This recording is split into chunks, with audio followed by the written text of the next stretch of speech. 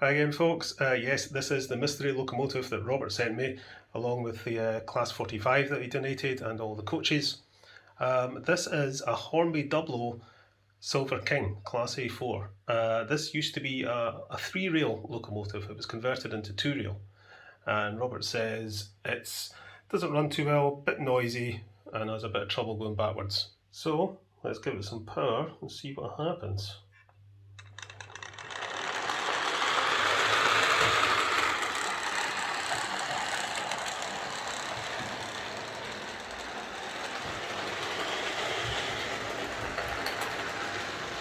Oh, that goes not too bad. It's not too noisy. There's a wee bit of a grinding noise and it's a bit clunky and rattly, but then these old locomotives tend to be. Let's just see what happens when we put it backwards.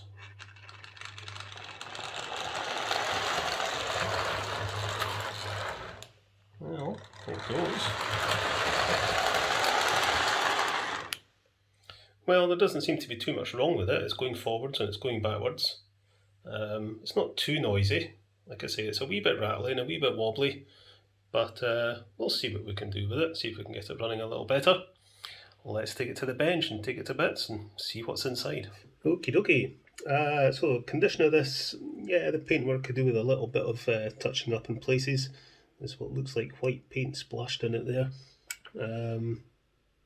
But otherwise it's in pretty good condition. If I look underneath, so the fact that it's been converted from 3-rail, oh, I've just seen something pretty horrible actually. What is that? Yeah, that looks like a pickup out of place.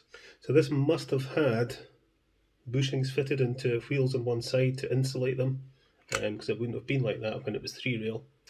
Okay, let's see, how do we get this apart? Let's just take the bogies off, I think, first of all. Let's take the front one off. Oh, it's held on with a thing at the front as well.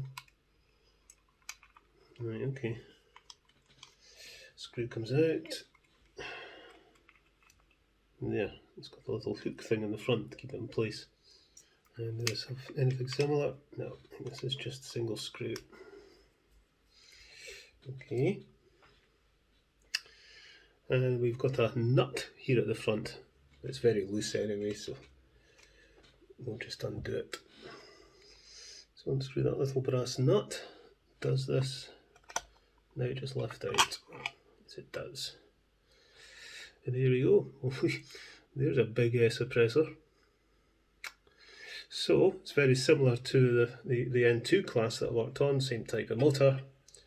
So we will do all the same stuff as we did to that. We've got a very crude pickup here, and as you can see, it's that's not where it should be at all.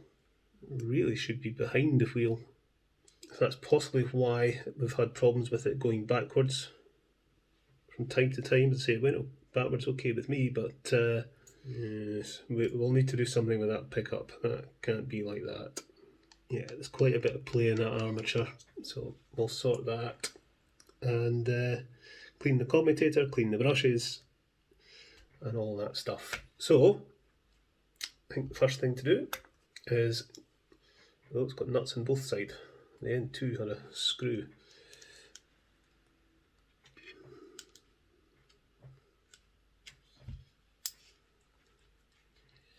Undo these nuts.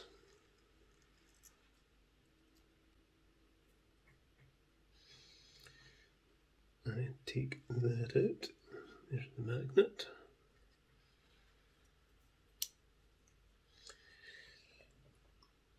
Where's my compass? Where's my compass? I just wanted to confirm the so north is on this side. Okay.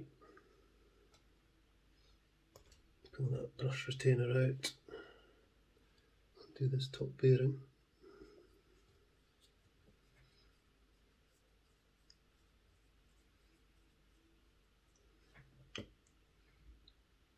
And there is a tiny little ball bearing in there.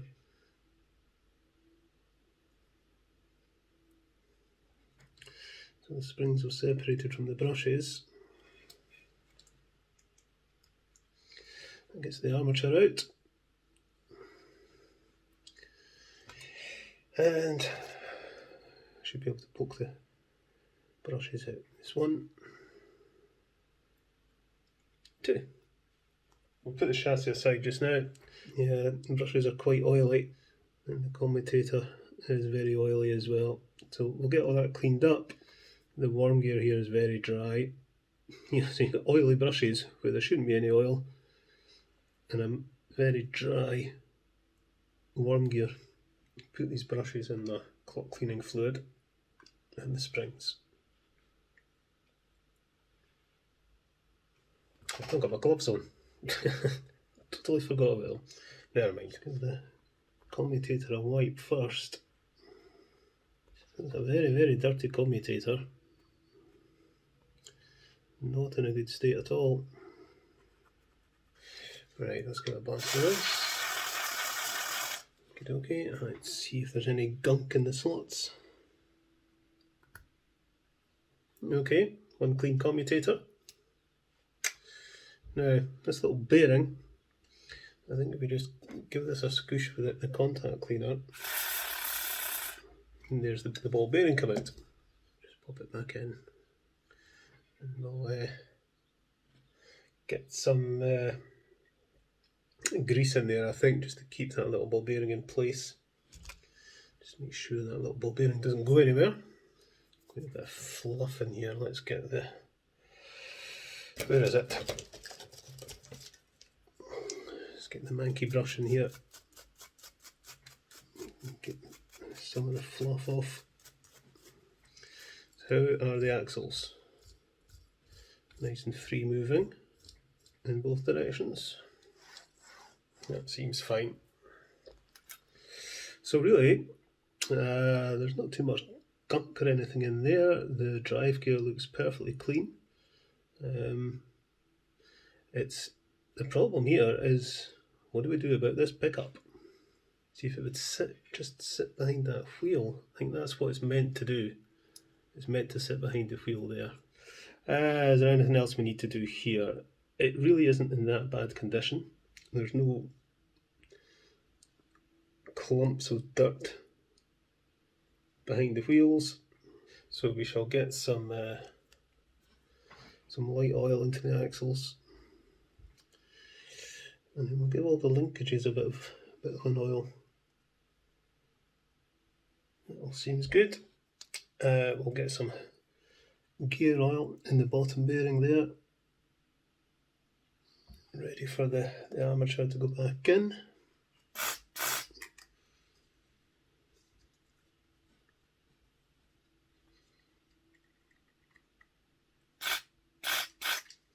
I think all we have to do now is wait for the brushes to be clean, and then we'll put this back together, and I'm hoping that'll be job done.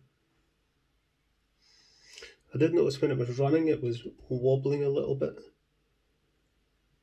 and this wheel here is a little bit buckled, but I really don't want to start messing around with the wheels.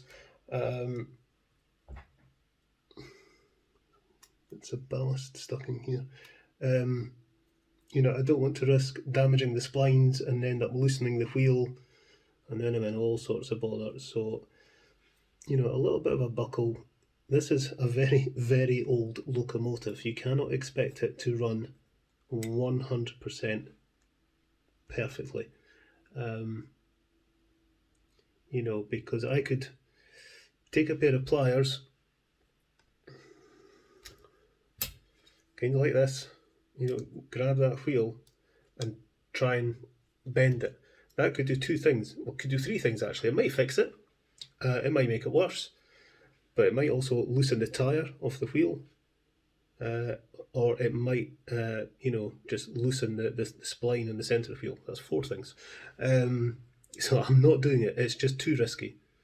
You know, you break these things on these old locomotives. It's not easy to get the spares. So a little bit of a wobble is absolutely fine. We'll not worry about it. Yeah, it's interesting. We've got steel wheels on one side and plastic wheels on the other. That's just to stop it short circuiting. So I'm not using T-cut on these wheels because they're actually fairly clean. So I'm just giving them a bit of a polish with the contact cleaner. The wheels on this side are noticeably much better condition than the wheels on this side. I think these are the original wheels, and I think these are the wheels that would have been put on as replacements when it was converted from 3-rail to 2-rail, because for it to be 2-rail, these wheels have to be insulated. And you know, the plastic bushes wouldn't fit into these wheels, you know, the wheels that were just splined straight onto the axles. So I think they've had to replace these wheels when it was converted. Let's just fit this magnet, because I have concerns that that pickup is going to be touching this magnet assembly, and that will cause a short. Yeah, I don't think that's that great. So I think what I'm going to do is I'm just going to snip the end off this pickup.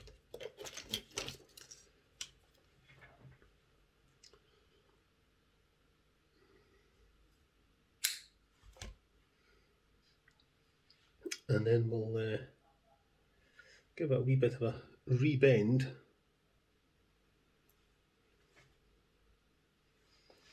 So it's sitting about there.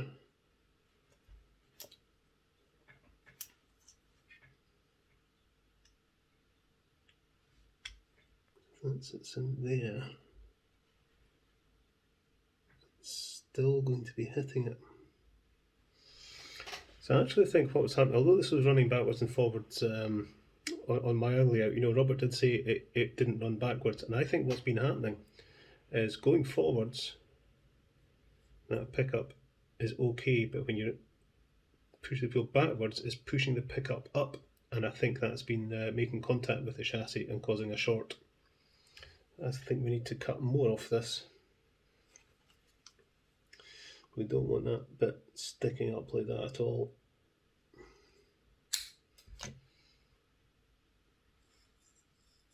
That's better. So this makeshift pickup, which, you know, it's been made out of brass rod, was coming round and it was sort of looping over the top of the wheel, which would be making good contact with the wheel, but it was far too close to the chassis and the magnet. So when it was going forwards, it was okay, because that's like pulling the pickup in a downward motion. But in reverse, what was happening is the pickup was coming up, and it would be making contact with the magnet holder, which is connected to the chassis. That would cause a short. But I've trimmed the pickup, so even though it is still rising in reverse, it's not going to be coming into contact with anything.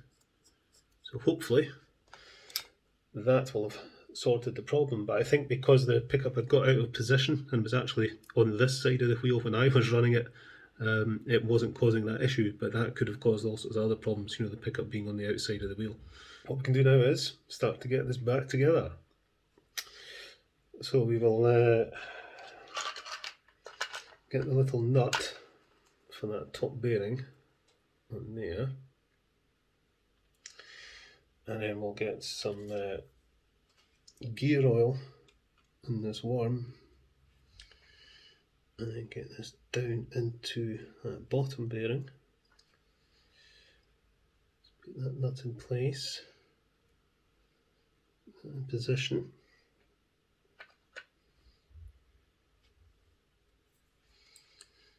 Put some oil on the end of that shaft. And then we'll screw down this bearing.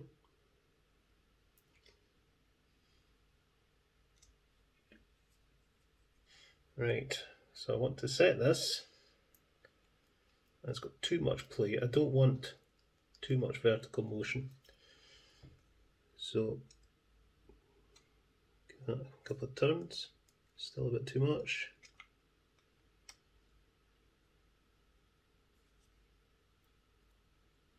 See, that's about right. And then we want to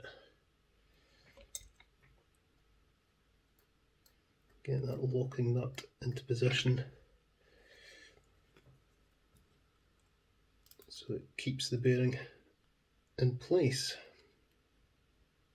I've just realised I might have made the same mistake as I did with the N2, that the brushes had to go in first, but we'll try and see if I can put them in from the back. But in the N2, the brushes wouldn't fit in very well. That seems to be okay. If the spring holds them in place.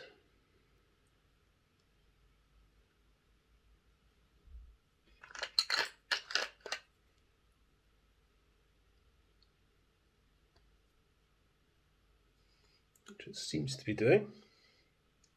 So I've got away with it this time. Otherwise I've had to take the motor out again and redo it. Yeah, that all looks tickety-boo.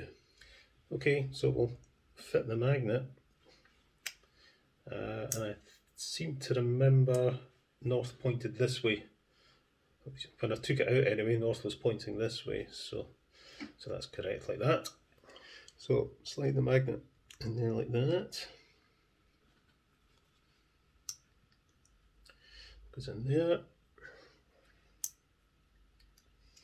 That'll go in there. It's fine. Fit this nut and bolt.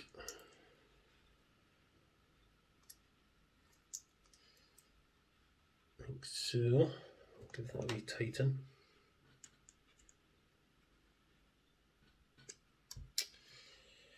Ready to go. So we'll need to magnetise it this way. Okay. So, come on. Once, twice, maybe third time. And that should be sorted. We'll pop it onto this little bit of test track and see what happens. Should go this way. Yeah.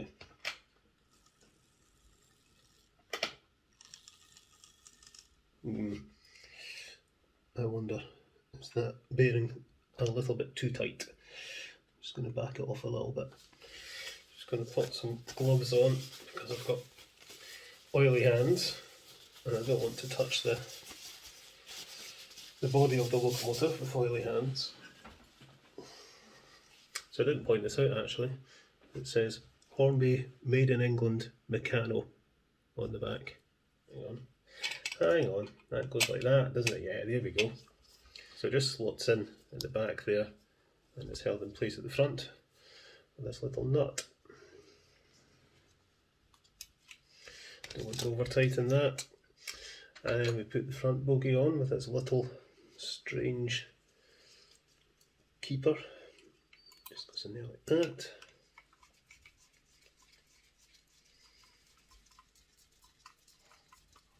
And there we go, that's this old Hornby Dublo Silver King A4 class locomotive. Given a good service, and I think it'll run forwards and backwards absolutely fine now. I say the main reason I think it wasn't running backwards was that dodgy pickup. It was riding up and causing a short. That's what I think. But this should run fine. How quiet it runs, well, I've done what I can. Sometimes there's a limit to the magic you can work on these things. But let's go and stick it on the layout and see how it goes. Okay, let's give it some power.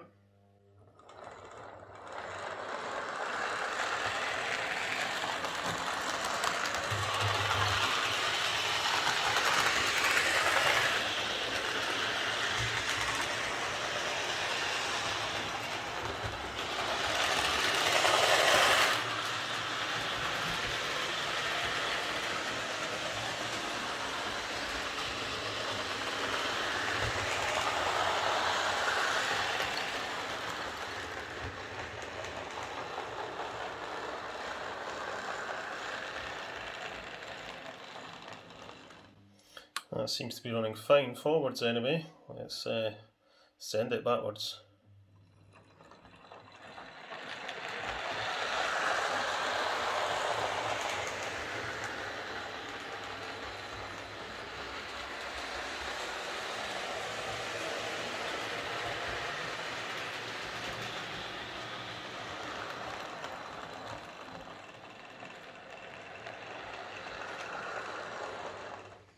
That seems to be running fine.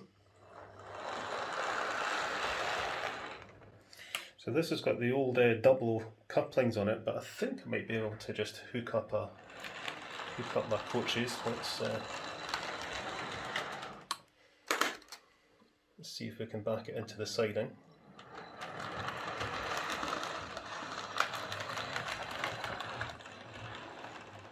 Just hook that over there. I think that'll do it.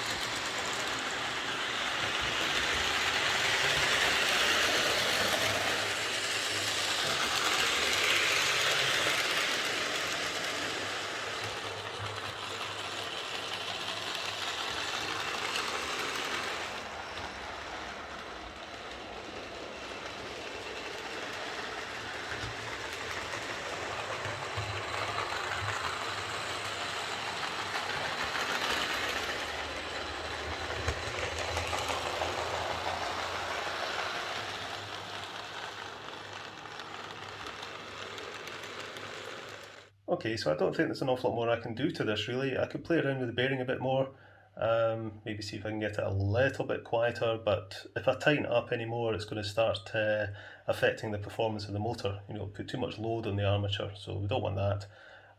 So I think I'm just going to leave it as it is. It still has that little bit of wobble due to a slightly buckled wheel, but as I say, I really just don't want to try and straighten that. All sorts of horrible things could happen.